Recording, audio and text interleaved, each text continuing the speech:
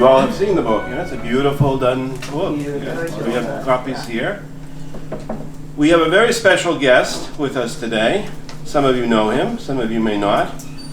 His name is Dr. Louis Patsavos, the former professor of canon law here at Holy Cross, very distinguished professor, and a person who continues to contribute to the life of the church by giving his professional opinion about canonical issues. Priests call him, lay people call him, looking for his advice to this very day. And we very much appreciate the fact that with everything else he has to do, he's been a major supporter of St. Catherine's Vision.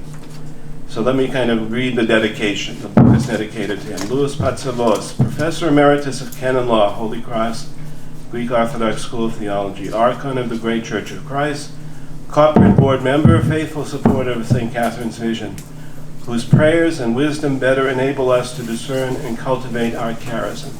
So we want to congratulate Dr. Patsavos because of all his interest and concern for St. Catherine's Vision, and the very fact that you're here today with us is a sign of that dedication. So thank you very much, Louis. Thank you.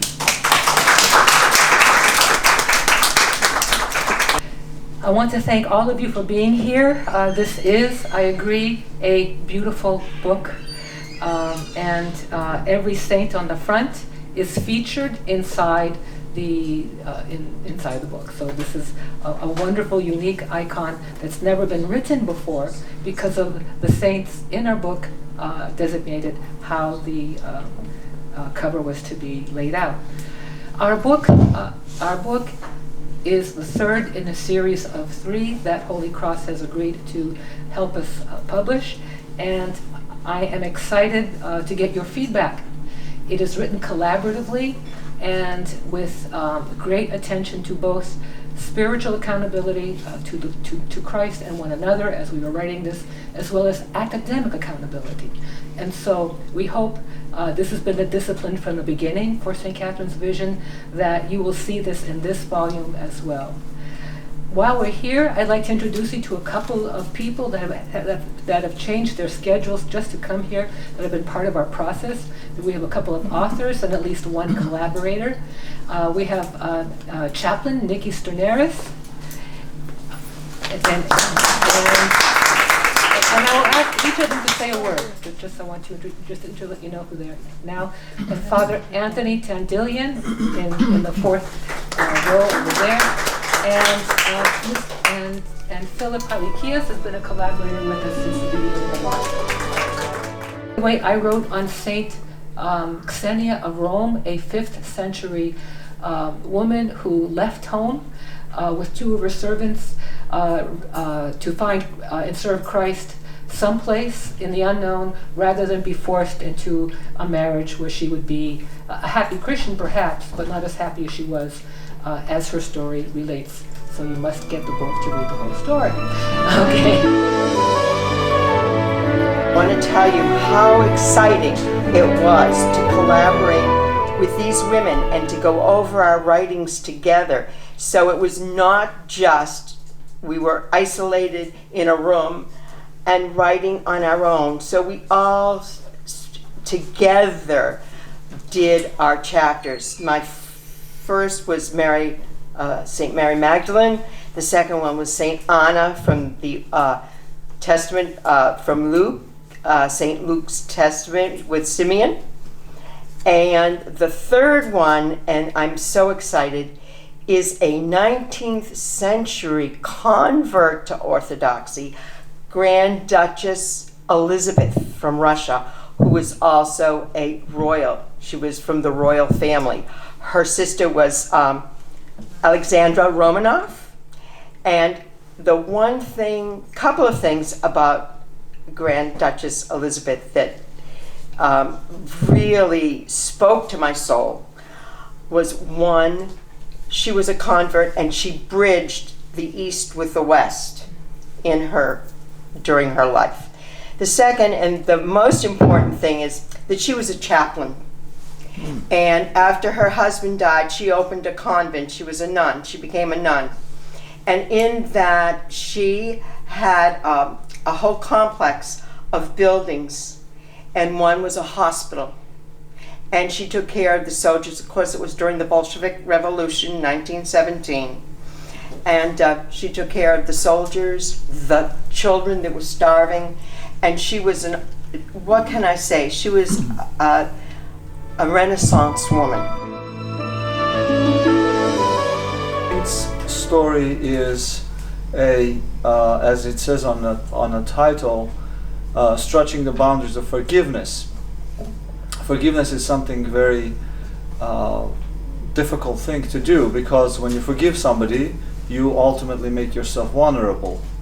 And the process that I went through was very much also healing, because as I wrote down the story, the way I perceived it, which is about Saint Marina, who was known, Marinus the monk, very controversial story in a sense, because she was a female, but she joined with her father a male monastery when she was very young, because she had lost her mother.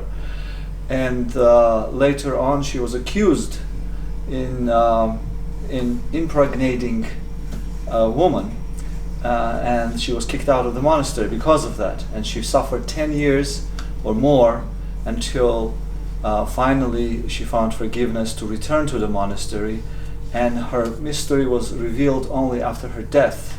As Nikki said, it's a collaborative working together, helping each other, discussing with one another, and also the most important aspect, which is kind of the main line in all three volumes, it's not the life of the saint as it was, but it's the life of the saint, how it touches your life, how it makes sense to you.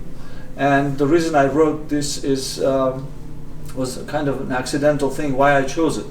I used to drive to work and long distances and listen to stories of the saints and other spiritual literature. And when I heard it, I felt like this story was about me. And I immediately contacted Dr. Fitzgerald, and I said, I'll choose Marinus if I can. And that's what happened. And it became, most importantly, a healing process for me to go through and tell my story one more time through the saint's life. Thank you. Thank you. I'd like to congratulate Dr. Kyriaki, first of all, and all the collaborators for the effort, the support of Father Tom. It is a tremendous undergoing that I was exposed to my first semester at the seminary now 5 years ago.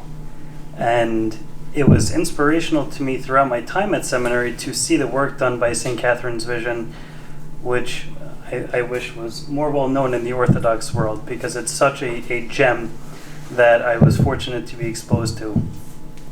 The work done by the collaborators was intensive. It was over the course of at least 5 years. I'm sure it started before we even came to Boston. And it encouraged me to apply myself even further to academia at the seminary, to the spiritual life at the seminary, because it touched on a portion that Nikki and Father Anthony had mentioned, in that it enlivens part of our faith that sometimes we don't often connect to. And for me and my wife, we'll say that we grew up in a place where the saints were those people over there, and we looked up to them, but we didn't think that we could necessarily become like them. And what this book does is it offers a direct account by each author to say they started in a similar place as me. So it's very much a possibility that we can all strive to continue to grow. And as you see in the chapters, which I do hope that you read and attain a copy of this book, it's important to have on your shelf, you will see that. And also to bring to mind the terrific effort that the women in our church have contributed, both those who are written about and those who are writing. So thank you for being here, and please continue to support the valuable work of SaintCatherine'sVision and the scholarship.